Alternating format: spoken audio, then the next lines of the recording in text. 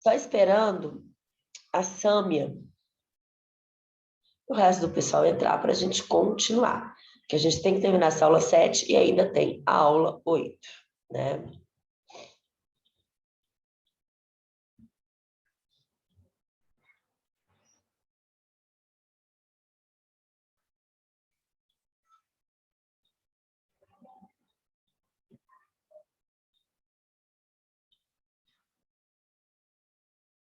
Uai, Ana, o pessoal desistiu de entrar.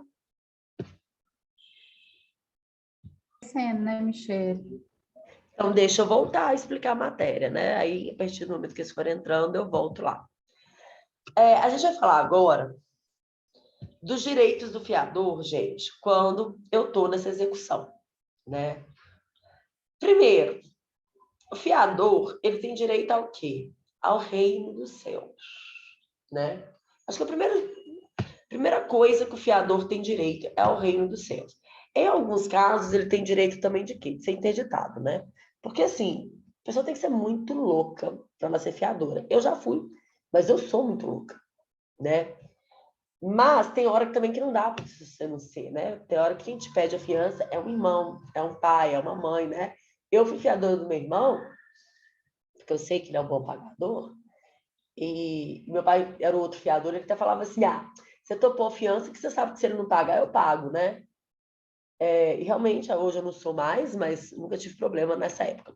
Mas o fiador, gente, ele é um cara que se responsabiliza pela dívida alheia. Vê se pode vir coisa boa disso, né? E quando eu tenho um fiador, eu posso cobrar só do fiador. Eu não preciso nem ajuizar a ação contra a pessoa. Eu posso ajuizar a ação contra quem? Contra o fiador, né? Somente contra o fiador. Olha que coisa. E aí é óbvio que o fiador pode fazer o chamamento ao processo de quem? Do devedor. E mais do que isso, ele vai poder pedir, é o artigo 794, olha só,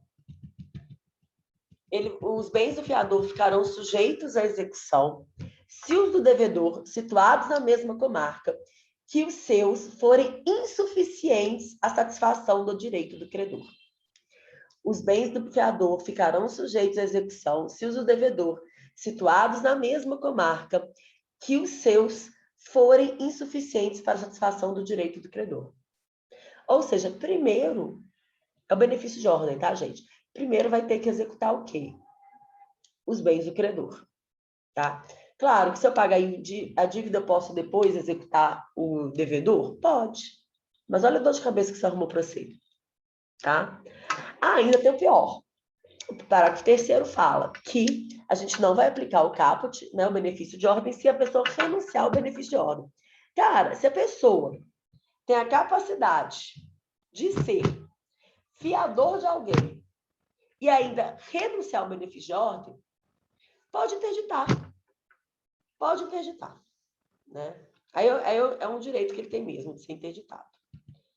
Bom, temos a responsabilidade patrimonial do sócio da sociedade empresária, né? Então, o artigo 795, os bens particulares dos sócios não respondem pelas dívidas da sociedade, senão nos casos previstos em lei.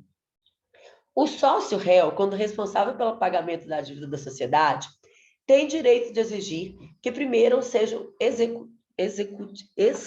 executados, tá, gente? Os bens da sociedade. O que significa isso? Se fizer desconsideração da personalidade jurídica, você fala, opa, vai executar primeiro o direito o bem da sociedade e só depois o meu, né? Incumbe o sócio que alegar o benefício para primeiro nomear quantos bens da sociedade tiverem situados na mesma comarca, livres, desembaraçados, bastem para pagar o débito. Não basta ele falar assim, olha, vocês que procurem aí os bens da sociedade primeiro. Tem que falar quais são, né? Princípio da boa-fé. O sócio que pagar a dívida poderá executar a sociedade nos autos do mesmo processo. E para desconsideração da personalidade jurídica, é obrigatória a observância do incidente previsto nesse código, tá? Bom, gente, o pessoal não entrou, Ana, ficou só eu e você, não sei o que aconteceu. Será que sem querer eu fechei a sala? É porque, às vezes... Não fechei a sala. Está aberta. E a responsabilidade patrimonial do espólio e dos herdeiros, tá? Gente, pessoa morreu. Pessoa morreu. E tinha dívidas. A gente vai herdar a dívida daquela pessoa? Não, gente. Basta a dívida que a gente mesmo adquiriu na nossa vida. A gente não precisa pegar a dívida de ninguém, não. A gente já consegue, a gente mesmo, fazer dívidas nessa encarnação. Isso é uma coisa que a gente não precisa herdar, né? Agora, o patrimônio que aquela pessoa deixou, a nossa herança responde pelas dívidas dela. Então, primeiro se decota as dívidas para depois poder fazer, tá? Agora, já fez a divisão, não tinha decotado dívida, apareceu uma dívida, aquilo que eu recebi ainda responde pela dívida, mas até o limite do que eu recebi. Não é, Ana? Tem uma coisa que a gente não precisa nesta vida, é de alguém querendo que a gente herde as dívidas, né? Alguma dúvida, Ana? Tranquilo, professora. Então, agora a gente vai falar sobre a liquidação de sentença, tá? Bom, o que significa liquidar? Significa você estabelecer exatamente qual que é o valor, né?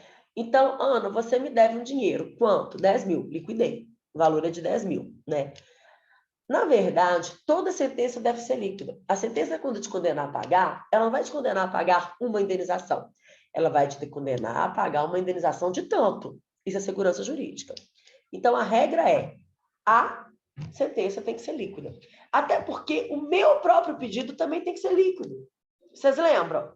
Que o pedido tem que ser certo e determinado? A gente fez isso no semestre passado. Ou seja, a gente tem que falar exatamente qual é o valor que eu quero. É em cima daquele valor que o juiz vai julgar. Tá? E é em cima daquele valor que a gente vai executar.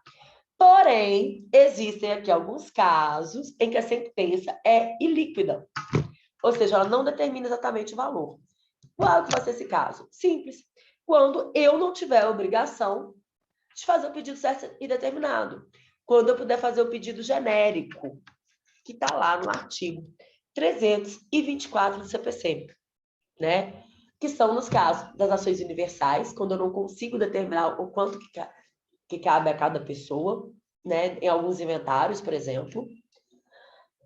Quando, no momento daquela que eu ajuizo a ação, eu não sei ainda a extensão do dano, como, por exemplo, um acidente de carro, que eu ainda estou em tratamento, então não sei ainda qual a extensão do meu dano, e quando, para saber o valor exato do dano, eu precisar de algum documento que está com quem? Com o réu.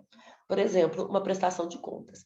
Nesse caso, o meu pedido pode ser ilíquido. Aí a minha sentença também vai ser ilíquida. Aí, antes de iniciar a execução, eu tenho que fazer o quê? A liquidação da sentença.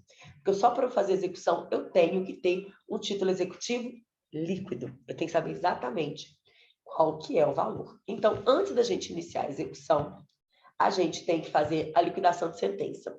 Sempre não. Somente quando a sentença não for líquida. Ou seja, é exceção, tá? Então, é o que fala o 509, né? Quando a sentença condenar ao pagamento de quantia ilíquida, proceder-se à sua liquidação. Há requerimento do credor ou do devedor. Então, eu só faço a liquidação quando a sentença não for líquida. E aí, para iniciá-la, não pode ser de ofício. Tem que ter o requerimento do credor ou até mesmo do devedor, tá? O que é liquidação, gente? É estabelecer exatamente quanto que se deve, qual que é o valor devido, qual que é o objeto, qual que é o objetivo de se fazer a liquidação, chegar ao exato valor devido, tá? Eu posso fazer liquidação e execução ao mesmo tempo, nos mesmos autos? Pode. E pode ser que o juiz tenha te condenado, Ana, a me pagar a indenização por danos morais no valor de 10 mil.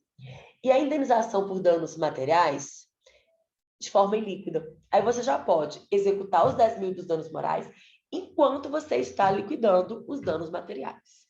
Então, eu posso ter, ao mesmo tempo, liquidação de sentença e execução? Posso. Tá? Posso ter também, ao mesmo tempo, liquidação de sentença com recurso? Posso, gente, porque a pessoa pode recorrer, o recurso pode não ter o efeito suspensivo, e aí eu já começo a liquidação, para eu já adiantar. E aí, sendo aquele recurso julgado e a decisão confirmada, já tendo valor líquido, Só vai me restar o quê? Executar, né? Agora, e se a decisão for reformada, professor, e a pessoa não dever mais? Ok, liquidei, perdi meu tempo, é um risco que se corre, tá? Bom, como que se inicia a execução? A liquidação, perdão, a requerimento do credor ou do devedor. Não pode se iniciar por iniciativa do juiz, não é ex officio, tá? É só por iniciativa do devedor ou do credor, tá? E como se faz? 3 casos. A liquidação por arbitramento, a liquidação pelo procedimento comum e, por fim, a atualização por simples cálculo ao cálculo aritmético. Eu vou começar do fim, desse terceiro, a atualização por simples cálculo aritmético. Porque é o seguinte, é quando o valor, gente, é muito simples. Ana te condenou a me pagar R$10.000 de indenização por danos morais. O processo levou 3 anos. Este valor de 10 mil, ele tem que ser atualizado conforme a data em que você foi citada, há 3 anos atrás. É simples, eu pego os 10 mil, coloco os juros, correção monetária e pronto, está lá o valor. Precisa de perícia. Não precisa de um perito contábil para fazer isso. Eu faço isso. Eu faço essa planilha de débito. Aliás, vou ensinar vocês a fazer planilha de débito, né? Quando a gente for trabalhar o cumprimento de sentença e a execução, né? Então, é simples cálculo. Uma parte apresenta os cálculos, a outra apresenta também. São cálculos simples e o juiz homologa, tá? Então, essa é a liquidação mais simples de se fazer, né? Eu uso 2 sites para fazer esse cálculo, tá? Essas planilhas de débito, de cálculo simples. Um é o do próprio TJ e o outro é o DocCalc. Eu vou fazer o share de tela com vocês e vou mostrar como é que faz a planilha nos 2 quando a gente for trabalhar isso, tá? Que é daqui a pouquinho, daqui a poucas aulas. Aí eu comecei pelo final, agora eu vou voltar para o começo.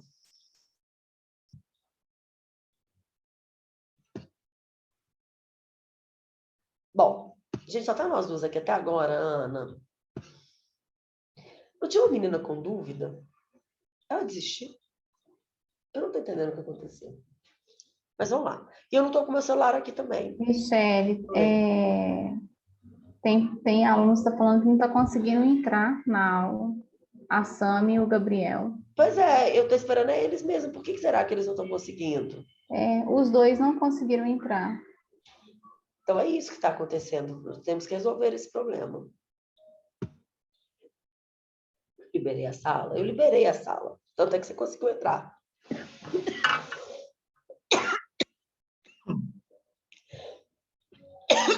Pede para eles sentarem de novo agora. Você quer parar e voltar para ver se eles conseguem, professora? Eu apertei um botão aqui. Pede para eles tentarem entrar agora, Ana.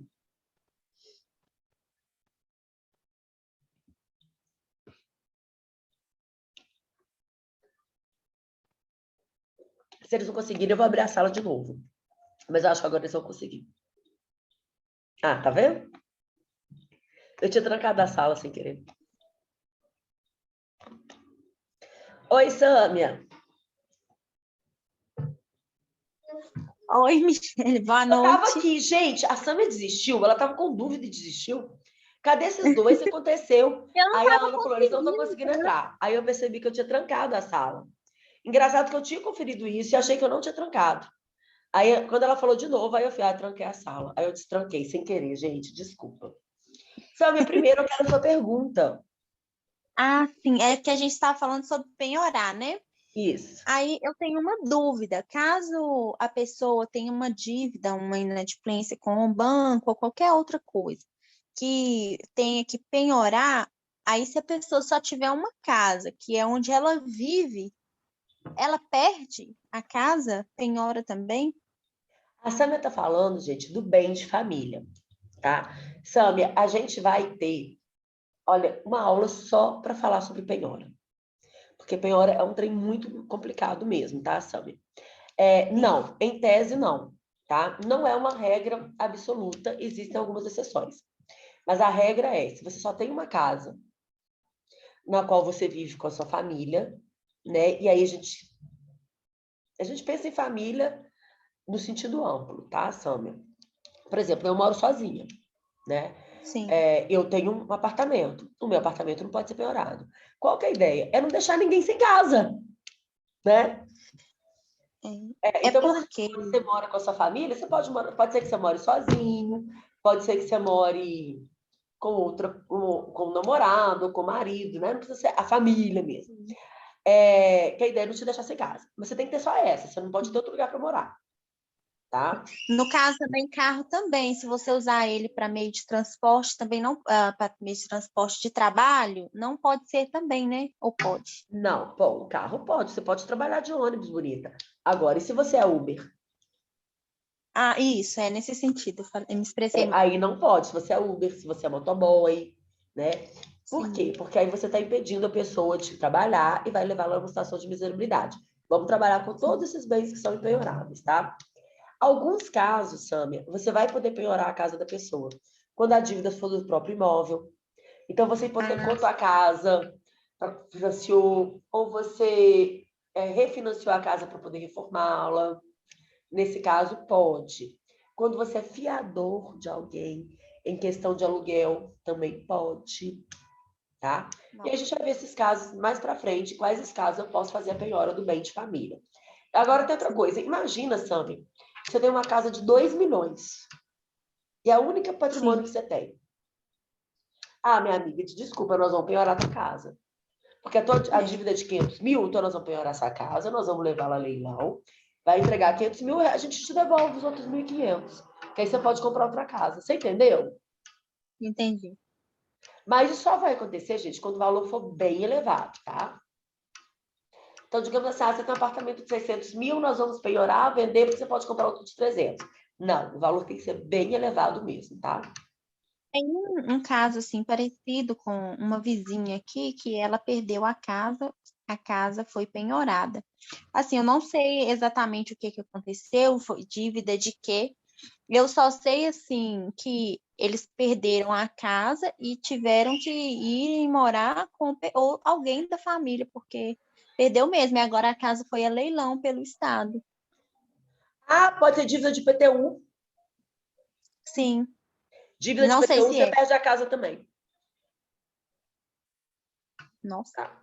ninguém dá Isso aí. importância para o IPTU, né? Oi? Ninguém dá muita importância para o IPTU, mas Não vai será? dando não pra você ver. Não vai dando não pra você ver. Mas enfim, gente. A gente estava falando aqui, como vocês estavam demorando para entrar, e eu não sabia que é porque eu tinha trocado a sala, eu fui continuando. Então, a gente está falando agora da liquidação de sentença, tá?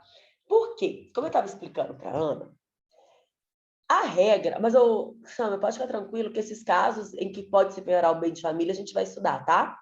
E se você já quiser dar uma lida nisso, isso vai estar lá, já está, né, no nosso sistema faculdade. Na aula 15? Acho que está na aula 15, tá? Se você já quiser dar uma olhadinha, uma adiantada, né? Já está lá na aula 15. E aí, quando chegar no momento, né, do semestre, mais para o final, porque a aula 15 já é quase uma das últimas, a gente vai... atacar os bens impenhoráveis, tá?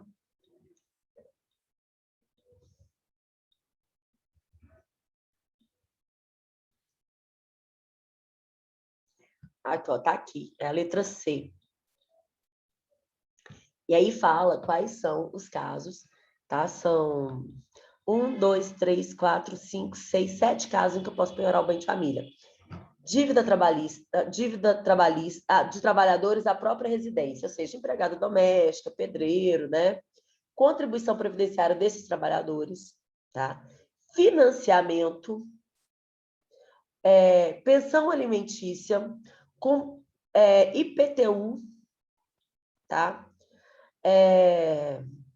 A gente hipoteca do imóvel, eu ofereci meu bem como garantia. Por exemplo, outra faculdade que eu leciono, lá tem curso de medicina. Os alunos têm que dar um bem como garantia, porque a faculdade custa 10 mil reais por mês. Se você não pagar, você perde o bem de família, porque você deu aquele bem, né? A casa tivesse sido objeto de produto de crime, você ganhou ela com crime, né? E fiador, no caso de locação, tá? Nesses casos, você perde o bem de família. tá bom? Tá lá na aula 15, você pode dar uma olhada lá, tá? Se você já quiser adiantar um pouquinho, se você for como eu, uma pessoa ansiosa. Gente, a regra é que toda sentença é líquida. A sentença me condena a pagar e me fala qual que é o valor. Por quê? Porque o meu pedido tem que ser certo e determinado. Eu peço X, tem que falar exatamente quanto eu quero. E é em cima daquilo ali que o juiz vai julgar. Mas eu tenho no artigo 324 três exceções nos quais o meu pedido pode ser genérico, tá? Que é são os casos das ações universais, quando no momento que eu juizei a ação, a gente viu isso mês passado, eu não sei a extensão do dano, ou para saber a extensão do valor exato, eu preciso de um documento que está com o réu, como a prestação de contas. Nesses casos, como o meu pedido não foi líquido, a sentença também não vai ser. E aí, antes de eu iniciar a execução, eu vou ter que liquidar a sentença e transformá-la no valor X, porque para eu executar, eu tenho que ter o valor exato. Para isso, a gente vai fazer esse procedimento antes da execução, nos mesmos autos, que vai chamar liquidação de sentença, tá? Que ele vai se iniciar por iniciativa do credor ou do devedor, não pode ser ex officio pelo juiz, e o objetivo vai ser o quê? Pegar aquela dívida e saber exatamente qual que é o valor. Tá? Transformar aquele título executivo judicial em um título líquido, tá? Bom, isso aqui tudo eu já falei. Bom, posso fazer a liquidação junto com a execução? Posso, gente, porque a sentença ela pode ter uma parte líquida e outra ilíquida. Então, condenou o pagamento de danos morais, 10 mil. E danos materiais, tem que liquidar os danos materiais. Então, eu já vou executando os danos morais enquanto eu faço a liquidação dos danos materiais. Mesma coisa no caso dos recursos, né? Tem um recurso contra aquela decisão que condenou a pagar. Enquanto está rolando o recurso, eu posso fazer a liquidação. Porque aí eu ganho tempo quando a decisão for confirmada. E se a decisão for modificada e a pessoa não tem que pagar mais nada, perdi o tempo fazendo a liquidação? Perdeu, querido. Perdeu, mas é um risco que se corre. Bom, e aí eu vou ter 3 tipos de liquidação. Como eu falava para a Ana, eu vou começar do fim. Depois eu volto para o começo, tá? Então, primeiro, a liquidação por arbitramento. Segundo, a liquidação pelo procedimento comum. E a liquidação por mera atualização, por simples cálculo aritmético. Por exemplo, Ana foi condenada a pagar 10 mil de indenização por danos morais. Isso retroage à data que ela foi citada, há 3 anos atrás. Simples, eu faço uma planilha de débito, colocando ali juros de 1% ao mês e correção monetária, e chego no valor. Isso é simples de fazer. Quando a gente for trabalhar as petições iniciais, eu vou ensinar vocês a fazer essa planilha de débito quando for cálculo simples, né? Eu sou filha de contador, mas eu não sou contadora. Mas esses cálculos simples eu sei fazer. Né? A gente vai usar 2 programinhas, um do TJ e outro do DocCalc. Aí eu faço o share de tela e mostro o processo como é que faz, tá? Esse é o mais simples, tá? Então, é só para atualizar o valor, não precisa de perito, não. O juiz fala, gente, vamos liquidar aí. Cada um apresenta os seus cálculos e aí ele homologa. Agora, se forem cálculos mais complicados, a gente vai fazer liquidação por arbitramento, tá? As partes vão... Elas podem até juntar os cálculos dela, mas eles são muito discrepantes e são muito complicados, elas estão divergindo muito naquilo. E aí nós vamos chamar o quê? Um perito para fazer a liquidação, tá? E aí, esse perito vai fazer uma perícia contábil, tá? Vai fazer uma perícia contábil e o laudo dele vai me dizer qual que é o valor a ser executado. E a liquidação pelo procedimento comum. Gente, sabe quando eu falei que eu faço pedido genérico quando eu não sei a extensão do dano? É mais ou menos isso aqui. Então, foi um acidente de carro, por exemplo. Eu estou em tratamento ainda. Quando sai a sentença, a gente vai ter que liquidar. Aí eu vou ter que juntar prova de quanto eu gastei, juntar uma previsão de quanto eu ainda vou gastar. E aí eu vou ter que produzir prova, outra parte eu vou poder impugnar, vou poder produzir as provas delas até chegar ao valor. Por isso que chama liquidação pelo procedimento comum. Quando é necessário produzir provas, tá?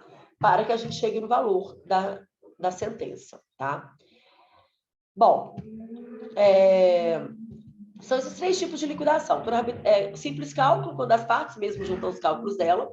Arbitramento, quando eu preciso que o perito contábil me diga qual que é o valor, o cálculo é mais complicado.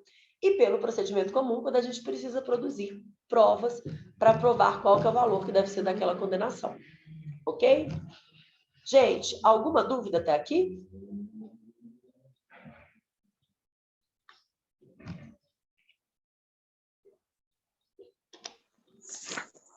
Professora, o perito, o mais comum é o juiz indicar um perito? Não, mais comum Ou não. as partes, O mais comum não, é o juiz que tem que indicar. Tá? o juiz que indica, né? É o juiz que Mas indica. pode Aí cada parte pode contratar um assistente técnico. um assistente técnico, entendi. Né? Que aí também vai fazer um laudo, também vai juntar. Mas o perito, ele é uma pessoa de confiança do juiz que é indicado pelo juiz, tá? Se tiver divergência nos cálculos, então o perito é indicado pelo juiz. Aí as partes podem indicar o assistente. Isso. Okay. Obrigado. Tá. Nada. Mais alguma dúvida, gente?